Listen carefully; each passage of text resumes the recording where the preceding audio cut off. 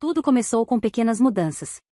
Pedro sempre foi um homem atencioso, presente, aquele tipo de marido que apesar de não ser perfeito fazia questão de me perguntar como foi o meu dia ou de se preocupar quando eu estava cansada. Mas nas últimas semanas, ele havia se tornado distante. E não foi uma mudança brusca, daquelas que te fazem acordar num susto. Não. A distância veio aos poucos, como uma sombra que se alonga com o pôr do sol. Primeiro, ele parou de me perguntar como eu estava, e depois, nossos jantares ficaram silenciosos. À noite, ao invés de deitar-se ao meu lado, passava horas no celular, distraído. Eu tentei não me preocupar. Afinal, todos temos fases complicadas. O trabalho dele estava exigente, e eu também não estava com muito tempo livre. Como enfermeira, meus dias eram longos e muitas vezes, a última coisa que eu queria fazer ao chegar em casa era falar sobre meu dia exaustivo. Além disso, eu sabia que casamentos tinham altos e baixos, que o romance e a proximidade não seriam como nos primeiros anos para sempre. Mas havia algo de diferente dessa vez. Ele chegava tarde, dizia que tinha compromissos inesperados ou reuniões que não podiam ser evitadas. Até mesmo as desculpas eram vagas, como se ele próprio estivesse entediado em ter que explicar. Quando o vi rindo sozinho com o celular, um arrepio correu pelas minhas costas. Algo estava errado, mas eu não sabia o que. Foi numa noite de sexta-feira, quando estávamos jantando, que notei que ele olhava o telefone a cada 5 minutos, como se esperasse uma mensagem importante. Tentei puxar conversa, perguntar como estava o trabalho, mas ele apenas respondeu com um tudo bem, sem me dar muitos detalhes. O silêncio se instalou entre nós, um silêncio desconfortável, pesado. Eu me perguntava se estava exagerando, se era apenas a minha mente me pregando peças. Mas a sensação de que havia algo mais, algo que ele estava escondendo, crescia dentro de mim. Talvez fosse cansaço da minha parte, ou talvez, não. Algo dentro de mim sabia que não era só isso. A verdade, quando vem, chega sem pedir licença. Naquela noite, depois de ver Pedro passar o jantar inteiro distraído com o celular, resolvi seguir meu instinto e esperei ele ir tomar banho. Quando ouvi a água do chuveiro, o que deveria ter sido um momento de hesitação se tornou uma necessidade. Olhei para o telefone que ele havia deixado no sofá. Minhas mãos tremiam, mas abri o aparelho, sabendo que estava invadindo sua privacidade. Eu não queria ser essa pessoa.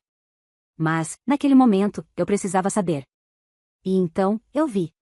Era uma mensagem simples: já estou com saudade. Quando vamos nos ver de novo?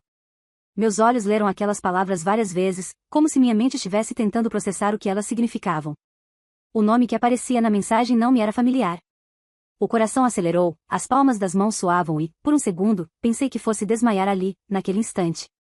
Quis acreditar que era apenas uma amiga, alguém com quem ele trabalhava, mas a forma como a mensagem foi escrita, a intimidade nela, destruiu qualquer esperança de que fosse algo inocente. Pedro saiu do banheiro poucos minutos depois, sem perceber o que havia acontecido, ainda alheio ao furacão que se formava dentro de mim. Ele sorriu, mas agora aquele sorriso, que um dia fora reconfortante, parecia falso, forçado. Eu não disse nada. Não naquela hora. Guardei o celular no lugar e fui dormir com uma montanha de perguntas pesando sobre meu peito. Será que fui eu? Será que eu falhei como esposa? No dia seguinte, durante o café da manhã, senti que não podia mais esperar. A incerteza me corroía, a dor me sufocava. Pedro, precisamos conversar, disse, minha voz tensa, controlando a avalanche de emoções. Ele levantou os olhos da xícara de café e me olhou confuso. Sobre o quê?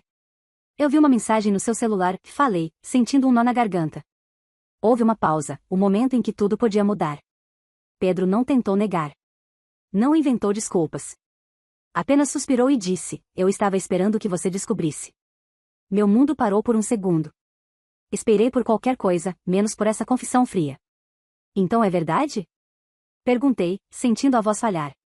Ele olhou para mim, sem arrependimento nos olhos, apenas cansaço. Sim. Mas não pense que a culpa é só minha. Aquilo me atingiu como um soco no estômago. Como assim a culpa não era dele? A traição havia sido dele, a escolha havia sido dele. Como ele poderia dizer algo assim? Como assim, Pedro? Você me traiu e agora está me culpando? A incredulidade escorria das minhas palavras. Ele respirou fundo, como se estivesse carregando o peso do mundo. Você nunca está presente. Está sempre ocupada com o trabalho, sempre cansada. Eu me sinto, sozinho. E não dá para viver assim. As palavras dele me atingiram como um golpe cruel. A traição já doía por si só, mas ouvi-lo dizer que a culpa era minha, que eu não tinha feito o suficiente para manter nosso casamento, era como sal numa ferida aberta. Eu fiquei ali, em choque. Ele me culpava, sem hesitar, por algo que eu não podia controlar. Naquele momento, tudo o que eu conseguia sentir era a dor crescente de ser culpada por algo que não fiz. Eu me virei e fui embora, sem dizer mais nada, sentindo meu mundo ruir. Eu passei os dias seguintes em uma espécie de torpor. Era como se a confissão de Pedro tivesse arrancado algo de dentro de mim, e agora eu vagava pelo nosso apartamento sentindo apenas o vazio. As palavras dele ecoavam em minha mente repetidamente: "Você nunca está presente, eu me sinto sozinho." Comecei a me perguntar se ele tinha razão. Eu trabalhava muito, às vezes mais do que o necessário. E sim, eu chegava em casa exausta, muitas vezes incapaz de dar a ele a atenção que ele talvez precisasse. Mas isso justificava o que ele havia feito? Justificava me trair? Apesar da dor, comecei a questionar se eu, de fato, tinha falhado como esposa. Durante nossos anos juntos, sempre tentei equilibrar minha carreira e nosso relacionamento. Mas será que, sem perceber, eu o afastei? Será que, na tentativa de ser uma boa profissional, eu havia deixado de ser uma boa esposa? Eu passei horas revivendo momentos. Pequenos instantes que, na época, pareciam banais, jantares que comíamos em silêncio, noites em que eu ia para a cama mais cedo porque estava exausta, conversas que talvez não tivéssemos tido porque eu estava distraída com problemas no trabalho. Quanto mais eu pensava, mais começava a acreditar que talvez Pedro estivesse certo. Talvez eu realmente não estivesse lá quando ele mais precisava de mim. Evitei falar com amigos ou familiares. Não queria que eles soubessem da traição, e mais do que isso, eu não queria que eles soubessem que eu acreditava ser a culpada. Como eu poderia confessar isso? Como eu poderia admitir que, de certa forma, ele tinha razão?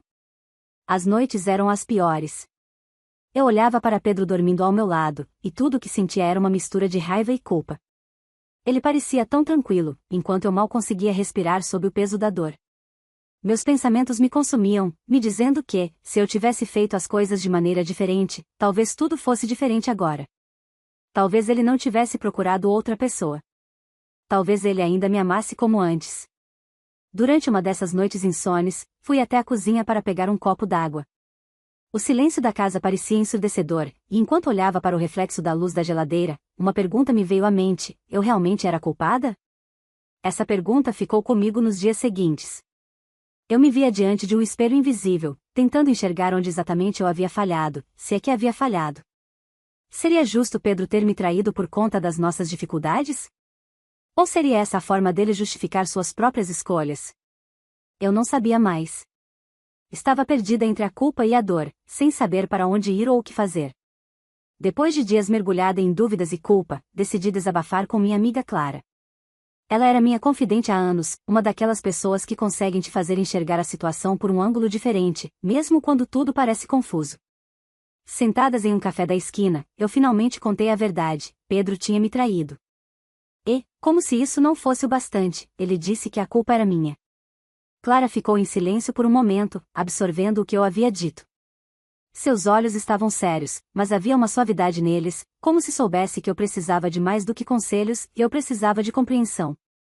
E você acredita nisso? Ela perguntou, finalmente quebrando o silêncio. Eu respirei fundo, sentindo uma onda de emoções surgirem novamente. Eu não sei. Acho que sim. Quero dizer, talvez eu tenha deixado o casamento em segundo plano por conta do trabalho, e ele se sentiu sozinho. Ela balançou a cabeça, interrompendo minhas palavras com um gesto gentil. Claro, mas isso não justifica uma traição. Ninguém é perfeito. Todo relacionamento passa por fases difíceis, mas a escolha de trair, isso é dele, não sua. Você está colocando a culpa em si mesma porque é mais fácil acreditar nisso do que encarar o fato de que ele falhou com você. As palavras dela ecoaram em mim. Eu sempre confiava no que Clara dizia, mas era difícil absorver aquilo. Parecia mais simples aceitar a culpa e buscar formas de me consertar, ao invés de admitir que Pedro tinha escolhido me trair independentemente do que eu tivesse feito ou deixado de fazer. Os dias seguintes me fizeram refletir ainda mais. Revi cada detalhe do nosso relacionamento e percebi que, por mais que eu me dedicasse ao meu trabalho, eu nunca deixei de me preocupar com Pedro. Eu estava presente, mesmo que cansada. Era eu quem fazia o esforço de manter nossa rotina funcionando, de tentar puxar conversa quando ele se afastava. Eu tentei, e de alguma forma, isso me trouxe um pouco de alívio. Foi então que algo dentro de mim começou a mudar. Um pensamento foi ganhando força: a traição de Pedro não era minha responsabilidade. Ele tinha feito essa escolha por razões dele, e tentar justificar suas ações culpando-me não fazia sentido. Ele usava minha dedicação ao trabalho como desculpa, mas isso não explicava porque ele não veio falar comigo antes, não explicou porque ele não tentou resolver as coisas em vez de fugir para outra pessoa. Eu me olhei no espelho uma noite, e pela primeira vez em semanas, vi um reflexo diferente. O peso da culpa começou a se dissipar, e no lugar surgiu uma sensação de raiva e determinação. Eu não podia continuar vivendo assim, com o peso de uma responsabilidade que não era minha para carregar. Naquela noite, tomei uma decisão: iria confrontá-lo de novo, desta vez de cabeça erguida, sem o peso da culpa sobre meus ombros. Na noite em que decidi confrontar Pedro novamente, eu me senti diferente. Havia uma nova clareza em mim, uma firmeza que eu não havia sentido desde o início de tudo. Eu sabia que precisava enfrentar a situação de cabeça erguida e deixar claro que não aceitaria mais ser culpada por algo que ele havia decidido fazer. Esperei até que estivéssemos sozinhos em casa, numa noite silenciosa como tantas outras que compartilhamos, mas dessa vez, a sensação de desconforto entre nós era palpável. Pedro estava sentado no sofá, mexendo no celular como sempre, alheio ao que se passava ao redor. Eu me aproximei e sentei na poltrona em frente a ele. Precisamos conversar, disse, com um tom que ele reconheceu como sério, pois imediatamente levantou os olhos, curioso. Sobre o quê? Ele perguntou, como se não houvesse mais nada a dizer desde nossa última discussão. Para ele, parecia que o assunto estava resolvido. Ele me traiu, a culpa era minha, ponto final. Respirei fundo e me preparei. Sobre o que você disse. Que a culpa de você ter me traído é minha. Ele fechou os olhos por um segundo, como se estivesse cansado dessa conversa. Eu já te expliquei, não foi uma decisão fácil para mim. Mas eu me senti sozinho, distante de você, como se não fizesse mais parte da sua vida. Você estava sempre ocupada, sempre cansada. Não dava mais para continuar assim. Eu o interrompi, sem me deixar abater desta vez. Pedro, eu trabalho muito, sim. Mas sempre estive aqui, tentando manter nosso casamento funcionando. A diferença é que você nunca quis enxergar isso. Você se afastou de mim há muito tempo, e em vez de tentar consertar, decidiu trair. E a culpa disso não é minha. Senti minha voz firme, sem tremor, e isso me deu mais força.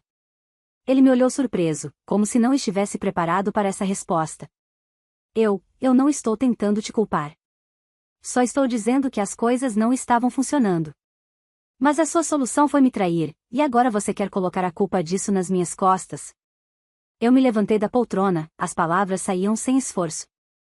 Se algo não estava funcionando, por que você não me disse antes? Por que não tentamos resolver juntos, em vez de você procurar outra pessoa? Ele ficou em silêncio por alguns segundos, sem saber como responder. Eu vi a luta interna em seus olhos. Ele não esperava que eu fosse confrontá-lo dessa maneira, e pela primeira vez, vi que ele também não estava tão seguro das próprias palavras. Eu errei, tá? Ele finalmente disse, a voz mais baixa. Eu sei que errei. Mas eu não sabia o que fazer. Me senti perdido. Aquelas palavras, apesar de admitir uma falha, soaram vazias para mim. Ele havia tomado uma decisão e agora estava arrependido, mas o arrependimento não era o suficiente. Não para mim. E agora? Perguntei, sabendo que a resposta não mudaria o que eu já havia decidido. O que você acha que devemos fazer? Pedro me olhou, sem saber ao certo o que responder. Eu sentia que ele esperava que eu recuasse, que eu dissesse que tudo bem, que íamos tentar de novo. Mas eu já tinha feito minha escolha. Eu vou embora, Pedro, disse, sentindo uma estranha calma me invadir. Não posso continuar num relacionamento onde a confiança foi quebrada dessa forma, e onde você tentou me fazer acreditar que a culpa era minha. Ele pareceu surpreso com a decisão, mas não discutiu. Talvez porque, no fundo, ele sabia que eu estava certa, ou talvez porque já tivesse se resignado à ideia de que não havia como consertar o que havia sido quebrado. Naquela noite, arrumei algumas roupas em uma mala e fui embora. Senti um misto de tristeza e alívio ao fechar a porta atrás de mim. Tristeza pelo fim de um relacionamento que um dia foi amoroso, mas alívio por saber que, finalmente, eu estava deixando para trás o peso de uma culpa que nunca foi minha. Deixar Pedro foi mais difícil do que eu imaginava.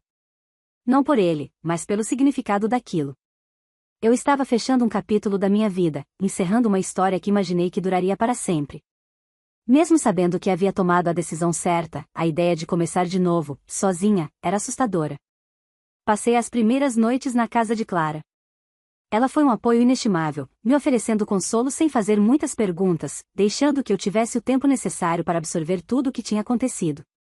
Os primeiros dias foram uma confusão de emoções, tristeza, raiva, alívio, e, de vez em quando, dúvidas. Não era fácil desligar 10 anos de casamento da noite para o dia. Eu ainda me pegava pensando nas coisas boas, nos momentos em que éramos felizes. Mas, então, a traição voltava à tona como um lembrete cruel de que aquelas memórias não eram mais o suficiente para apagar a dor. Clara insistiu para que eu tirasse alguns dias de folga do trabalho, e mesmo que isso fosse contra meu instinto de continuar ocupada, aceitei. Era hora de cuidar de mim, de me reconectar com quem eu era fora daquele casamento. Durante essas pausas, me dei conta de como havia me perdido ao longo dos anos. Eu estava sempre tão focada em manter tudo funcionando, o trabalho, a casa, o relacionamento, que mal sobrava tempo para mim. E, de repente, ali estava eu, com todo o tempo do mundo para pensar. Comecei a fazer coisas que há tempos não fazia, caminhar no parque, ler livros que estavam acumulando poeira na estante, e, aos poucos, retomei antigos hobbies. Pequenos prazeres que eu havia esquecido, engolidos pela rotina e pelas obrigações. No meio desse processo, algo inesperado aconteceu. Eu comecei a sentir uma leveza que não sentia há anos. Estar longe de Pedro, longe daquela constante tensão, me deu uma nova perspectiva. A dor da traição ainda estava ali, claro, mas eu começava a perceber que o que eu mais temia, o medo de ficar sozinha, de começar do zero, não era tão assustador quanto parecia. Pelo contrário, era libertador. Eu não precisava mais viver tentando consertar algo que não funcionava, tentando me moldar às expectativas de alguém que não me valorizava. Uma tarde, enquanto caminhava pelo parque, percebi que estava sorrindo. Era um sorriso leve, quase imperceptível, mas era genuíno. Pela primeira vez em muito tempo, me senti bem na minha própria companhia. Foi ali que compreendi, eu estava me reencontrando, reconstruindo minha vida sem o peso de Pedro ou da culpa que ele tentou impor a mim. Decidi alugar um apartamento pequeno e simples, só para mim. Clara me ajudou com a mudança, e enquanto colocávamos as poucas caixas no novo lugar, ela sorriu, com um ar de cumplicidade. Esse é o começo de algo novo, disse ela, colocando uma caixa sobre o balcão da cozinha. Eu sabia que ela estava certa. Eu estava começando de novo, com cicatrizes, sim, mas com uma força que nunca imaginei que teria.